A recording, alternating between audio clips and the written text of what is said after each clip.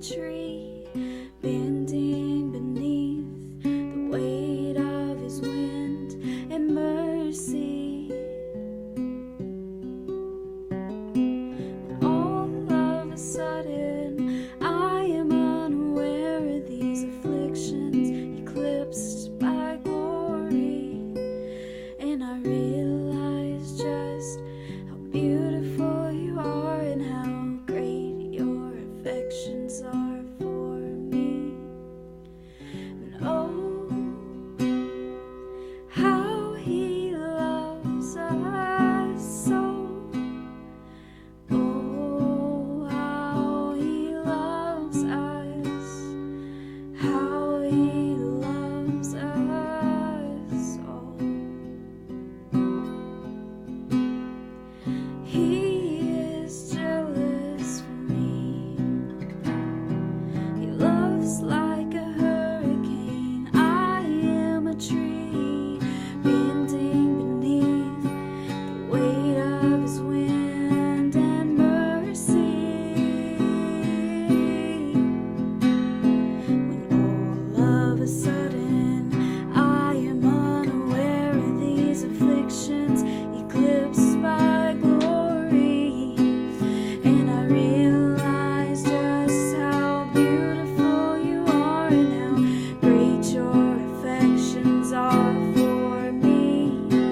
And oh, how he loves us so. Oh, how he loves us. How he loves us all. Yes, he loves us. Oh, how he loves us. Oh, how he loves us.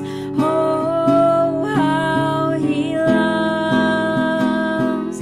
Oh, what love. And we are his portion.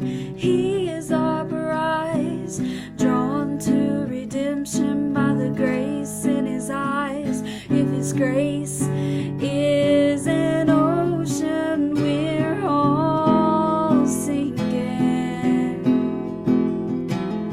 So heaven meets earth like a sloppy wet kiss, and my heart turns violently inside of my chest, and I don't have time to maintain these regrets when I think about the way he loves us. Oh, how he loves us. Oh, how he loves us. Oh, how he loves. And oh, how he loves us all. Oh, how he loves us. Oh, how he loves. He loves us all. And oh, how he loves us all. Oh, how he loves us. How he loves us all.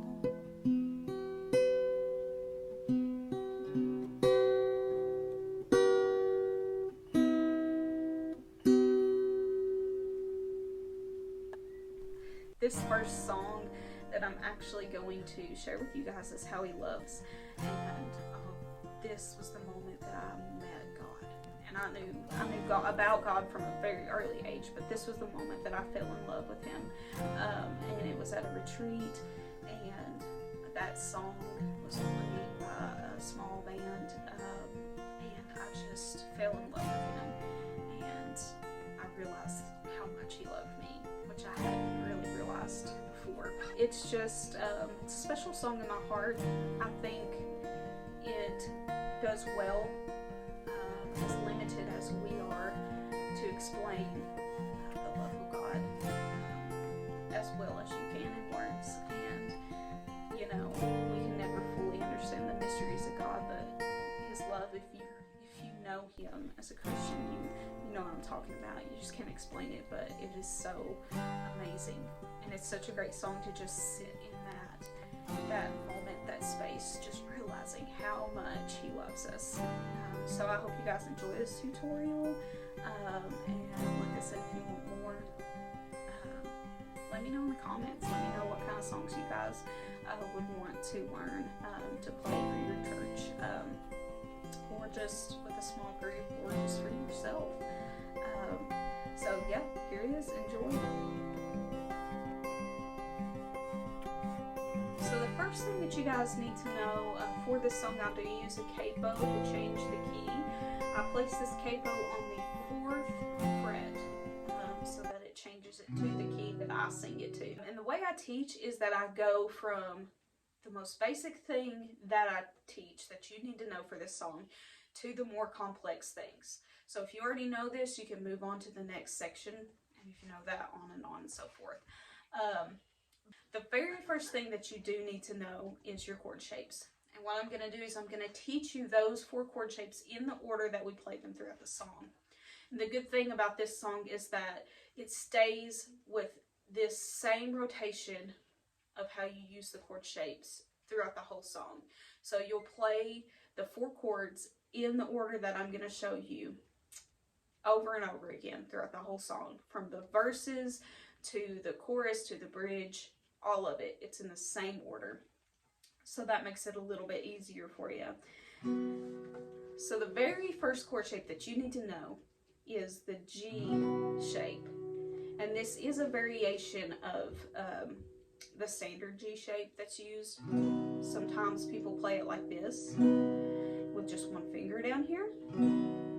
I'm putting 2 fingers down here, just because I feel like it gives it a softer feel for this particular song. So this G shape, what you do is you take your 2nd finger and you'll put it on the 3rd fret on the 6th string. And then you'll take your 1st finger and you'll place it on the 5th string on the 2nd fret. And that's the bottom half of this G shape, this G variation. And then what you do with these 2 fingers, your 3rd finger will go on the 2nd string on the 3rd fret. And your pinky will go on the 1st string on the 3rd fret as well. And that's your G variation shape. And then we'll move on to your E minor 7 shape. Now this shape, the good thing about these 4 shapes is there's always an anchor for your chords, and that will be this finger right here. It will stay here the entire song. And that's a good thing because you have that anchor, but it's also bad because your finger might get worn out if you're not used to playing this so constantly. But it is good so you don't have to lift all your fingers up and then find a whole nother chord throughout the song. So your E minor 7, actually for this one, both of these fingers will stay down. So you'll have both of these fingers down and these 2 fingers will come up.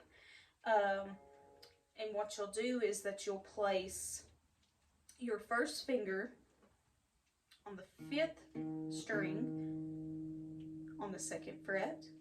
And then you'll place your 2nd finger on the 4th string on the 2nd fret.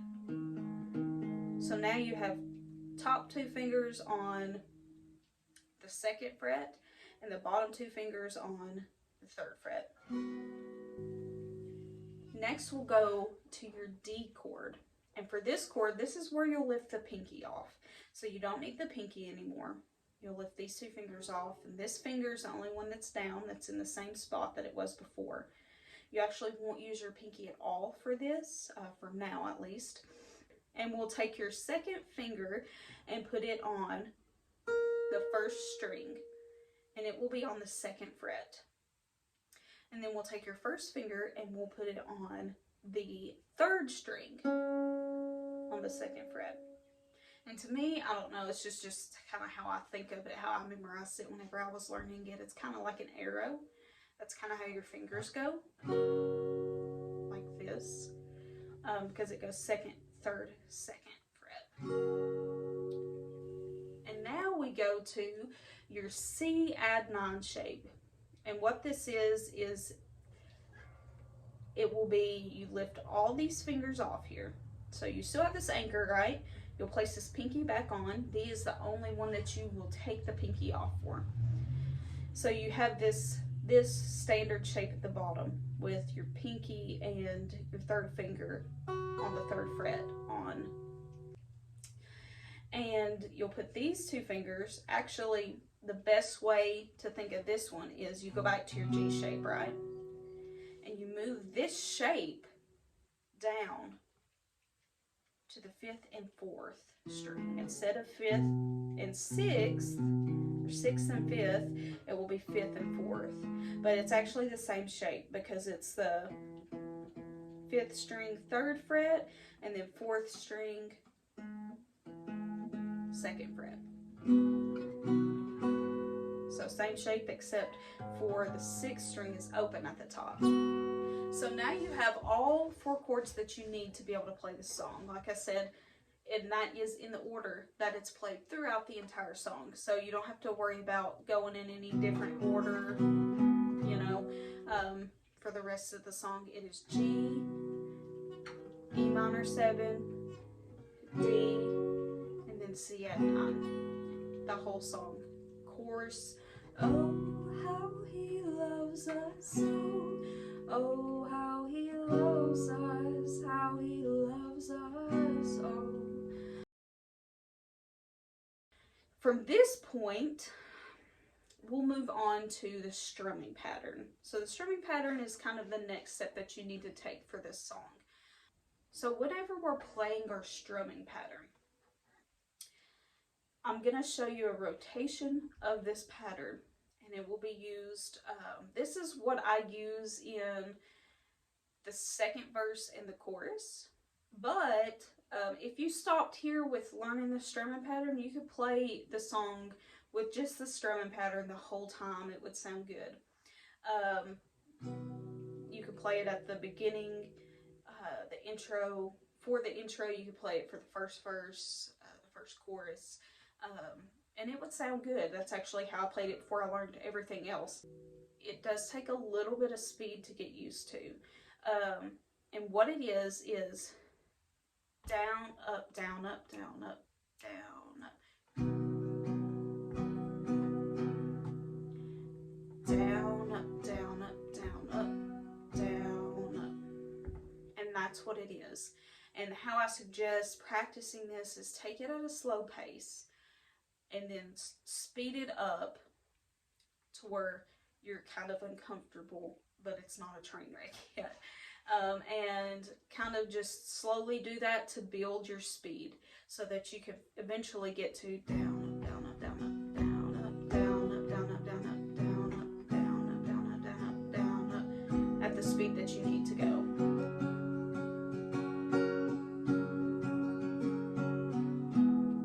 That's the speed that you're kind of looking for. And oh, how he loves us so.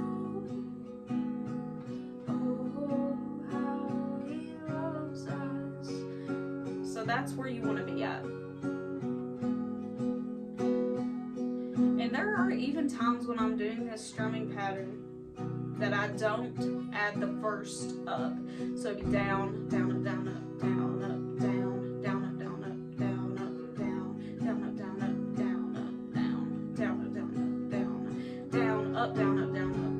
So you can kind of vary it, you know, between adding that up and not adding that up. It just gives it a little bit of a difference. That way it's not as monotonous. The very next thing that you'll want to get into is the picking pattern. The picking patterns to me are always so much fun. And first learning them can be a little bit of a slow process, but once you get it down, you'll absolutely love it. And this is actually why, if you notice, I don't use a pick very much, because I do use picking patterns a lot, and a lot of picking patterns require what I call a pinch. And it's using 2 fingers. Now you can use a pick. You can hold the pick like in one hand and then use this, you know, this finger down here. I'm just more comfortable without one. I might get, you know, in trouble for that. But the picking pattern that I use for this is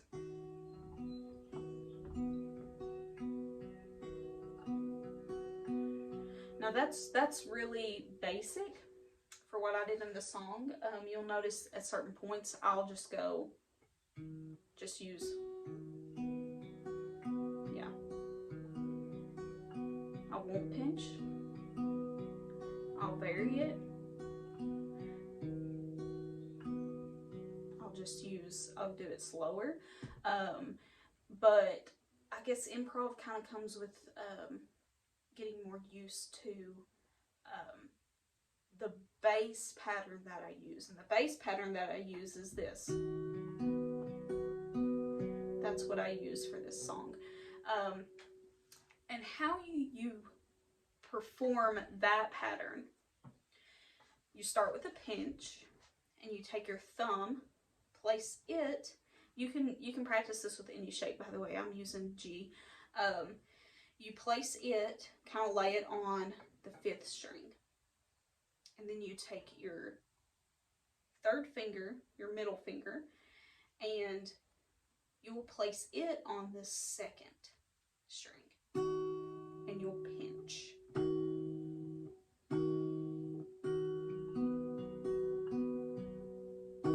So start with the pinch on the 5th and 2nd string. And then what you'll do after you've pinched is you'll move your thumb down to the 4th string and pick it.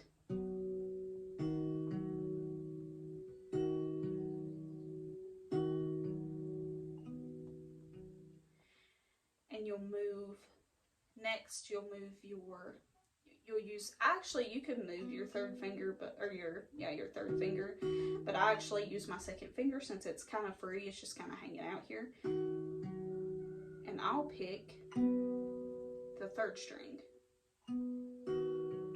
So it's actually, you know, the 2 middle. You have your outer strings here, the 5th and the 2nd, and then you'll pick the 2 on the inside of that set.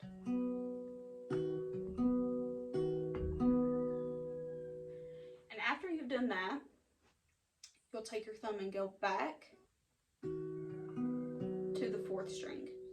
So that's it, and then you'll take your thumb and go back to the 4th.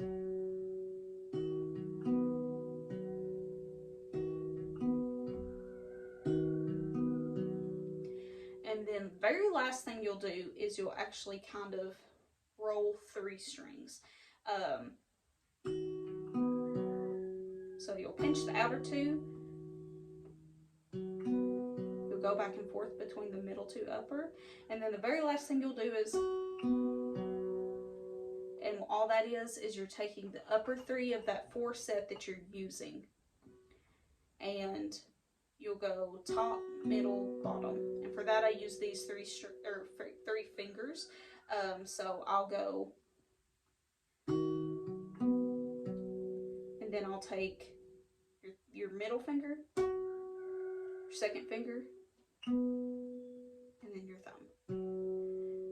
Going down the 2nd, 3rd, and 4th. Okay, so once you have that,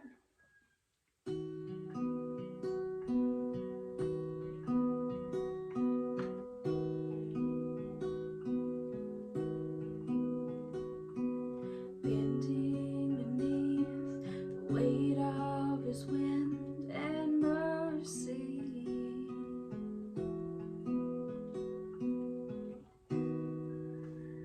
and that's all it is to the picking pattern. And for this song, I used it in the 1st verse, the chorus, and then I go to the strumming pattern.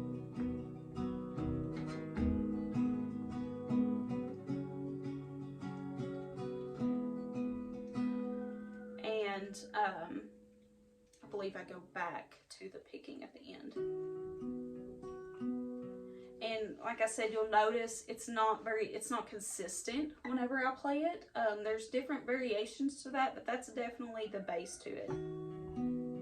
What I would suggest, because I don't have a process, I feel like whenever I do get into worship, when I get into playing a song, it can definitely vary from what I'm saying. You can use different, like I just did there, use different sets of the 4 strings. You can use the bottom. I don't always like the bottom, but you can. And you can kind of leave out certain strings to pick. You can slow it down and leave out.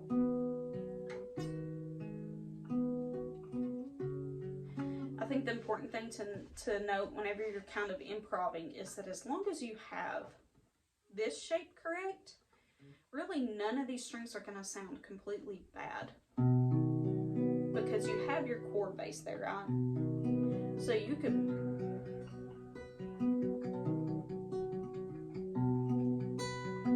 yeah, that sounds messy, but none of the notes sound bad. So what I would do is I would just kind of mess around with the bass that I gave you there and kind of work on just different ways to vary it throughout the song if that's something you're interested in. Later on, I might post some chords or some tablatures to exactly how I played it if you guys are interested, but I'd just leave that in the comments if that's something you might be interested in. But that's definitely the bass.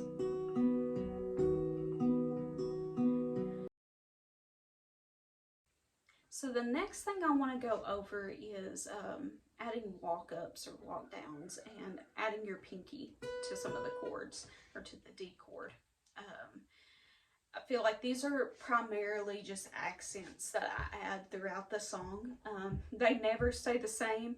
Anytime I play the song, they can be at different points throughout the song. So you'll notice that if I were to re-record that song, play it again, it would sound a little bit different. It'd have the same accents, but probably in different spots, just because I do it whenever I feel like doing it. So the first one that I want to talk about is in the strumming pattern. And that, whenever added to that G, going back to G to E, it's a walk down from G to E. That's what it sounds like, and you'll hear that sometimes whenever I play the song. It's actually really simple to play. I feel like the biggest thing is getting used to making that movement while you're using this hand to strum. And what you do is you take your second finger, you have this standard or the G shape that we're using in this, right? And you take this second finger and move it down to the 2nd fret. And that's kind of the middle of that walk down. And then to E minor, after you do that, you just make your E minor shape. You move this back down under your 1st finger to the 4th string. So really the only thing you're doing is adding kind of an extra little sound in between from G to your E minor 7. So it'll be, and you'll hear that every once in a while. I don't do that every time I go from G to E minor 7. But, you know, it just kind of adds a little bit of a variation. Now, another thing that you'll hear me do a lot is whenever I'm on the D, you'll hear me add this pinky, and you'll hear me take away your middle finger here.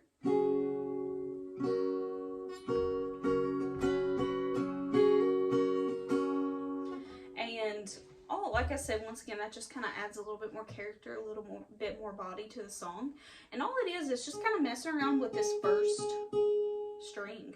You have your standard D shape, and whenever you lift that middle finger off, it makes a different shape. Whenever you add that pinky on, it makes a different shape. And then there's your standard. There's plenty of different ways that you can mess around with that. If you're not comfortable lifting your middle finger off it, you can just add the pinky. See how I'm just lifting it off, pressing it on, lifting it off, pressing it on. And it's the same thing with this middle finger here too. You just have it on, lift it off, have it on, lift it off. Lift all of them off, put the middle finger on, put the pinky on, lift all of them off, put the middle finger back on. And there's just a lot that you can kind of mess around to add a little bit more character with that D chord. Another thing is hammer-ons. And that's pretty much just a delay. It's like once you've strummed it, there's still that resonance there. So then you have an opportunity to press one of the fingers down right after you strum it, leave a little bit of resonance, and then you press it down and you can still hear the resonance. You can still hear that shift. And you don't have to do any strumming to hear that shift. So yeah, that's just a little bit of some of the little extras that I do to add to the song a little bit. I think in the picking pattern, at some point I go, whenever I do C back to G, I go like that. And all that is really is just putting focus on the strings that I'm picking at that time. Don't really, it's almost like stopping the picking pattern and then going back to it. And what I do whenever I stop, so it's like I'm doing the picking pattern, right?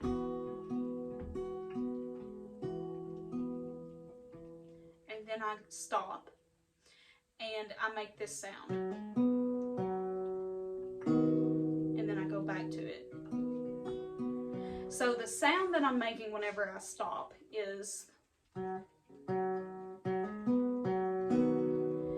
and all that is when you're making this C shape, or the C add 9, you lift this finger off, and then you pick that 4th string, hammer on, then you'll pick the 3rd string, then you'll lift everything off, go back to that 4th string, and then you'll make a G shape. So that's sort of the technique that I do whenever I add that in.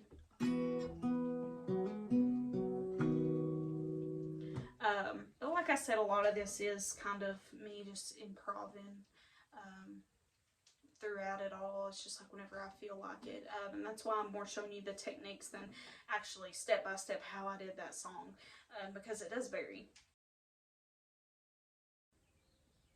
So the very last thing I want to go over with you guys is the intro that I use. It's pretty simple. It just follows a very simple riff mixed with chords, some that I've showed you, some that I will in just a moment, and then the picking pattern that I use, simplified though. It's quite a bit more simpler than actually playing the pattern for a verse or anything like that. But the riff is really simple. It's just 1st string, 3rd fret, 1st string, 2nd fret, 2nd string open, and then 2nd string, 3rd fret. And of course you hear this in David Crowder's and John Mark McMillan's, just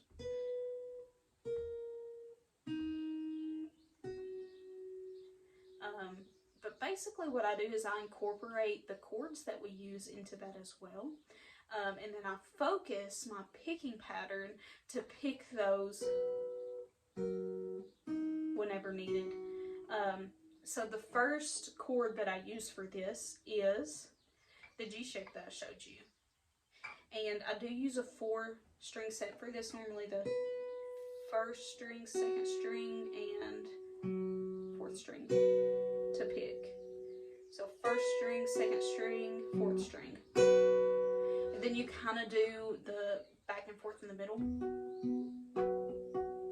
like that. So it would be pick, and then the 2 middle strings of that 4 set, you'll go. So it's like that. Then you go down to your D chord that I've showed you. Make that shape and do the same thing. Okay, so it's the G. Now what you do next is, I talked about the standard G just a little bit, and that's actually what we use. And basically it's the G that I showed you, the variation, but these two are changed. So you'll take your pinky off and you'll move this 3rd finger down to the 1st string, like that. And you're actually not using every finger for this. You'll learn, like, sometimes I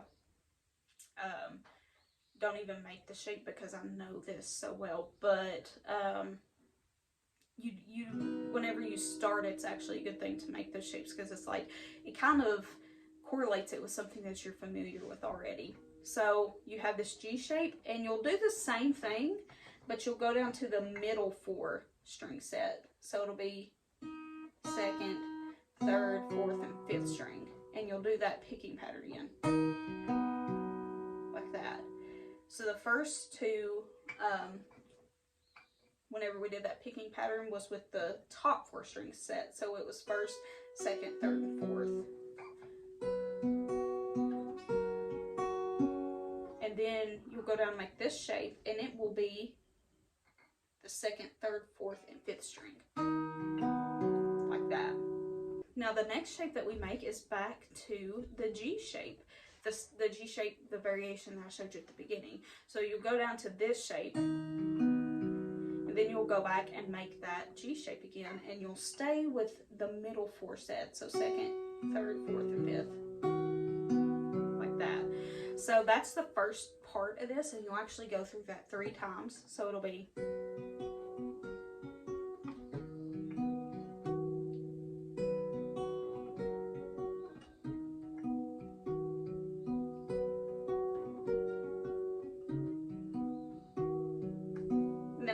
that, we'll switch to a chord that we haven't used yet, which is A minor. Now the A minor shape it's pretty simple. It's a little different. That's why I saved the intro for last too, you know, because you're using different chords, you're using all these styles kind of put together. So you'll take your 1st finger, you'll place it on the 2nd string on the 1st fret. You'll place your 2nd finger on the 4th string on the 2nd fret, and then you'll place your 3rd finger right below your 2nd, which is on the 3rd string on the 2nd fret, and you have your A minor. Okay, and you'll do that same strumming pattern, and you'll do it with the middle 4. And then what you'll do is you'll move to a C chord, a standard C chord, which is basically this A minor shape, except you lift this finger off, right? And you place it on the 3rd fret on the 5th string. And that, going from A minor to C. Okay.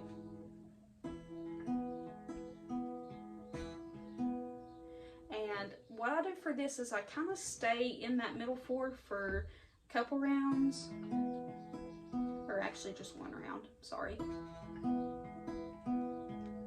And then I go, stay with the middle 4, but at the very last note I'll pick the very top string. So 1 round, and then I'll do that 2nd half of that strumming pattern a couple more times. And the very last time I do it, normally I place my pinky on the 1st string on the 3rd fret. That way it just gives it a little bit of an out. So top string, top string again, top string again with your pinky placed down. So that is the intro all together. So this is kind of it all together, a little bit slowed down for you guys, okay?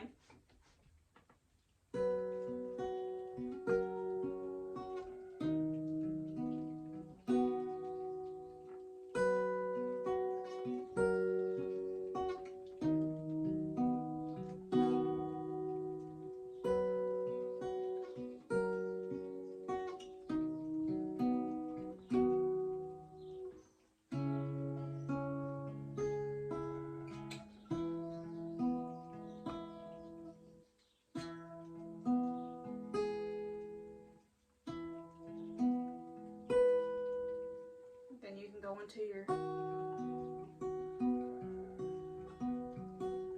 verse. So yeah, now that you have all those tools, you can pretty much play the song the way I played it. If you want to play it exactly how I played it, you can go back, look at how I played it, and you know, add those techniques wherever I added them at. Like, I can't even remember at this point. But like I said, yeah, I feel like it's important to get those techniques down, and then you can add them whenever you feel like the moment calls for it. Because in worship, it is important to be able to have that Holy Spirit kind of give you insight on what's going on in the room, whether that song should sound bold and powerful or just kind of soft and at peace, and depending on that could vary how you play it at the time. So yeah, that would be my encouragement to you. Just get those techniques down and then learn it. That way you can use it whenever you feel like it needs to be used, you know, because it's not going to be used every time, all the time, exactly the same way. But that's pretty much it. I hope you enjoyed this lesson. If you guys want more lessons like this, please let me know. Let me know what songs you would like to learn in the comments. I'll give you a cover. I'll give you just a moment's worth of, you know, insight to the song, maybe in my life, or some verses that correspond, and I'll give you a tutorial on it. I hope you guys enjoyed, and have a great rest of your day.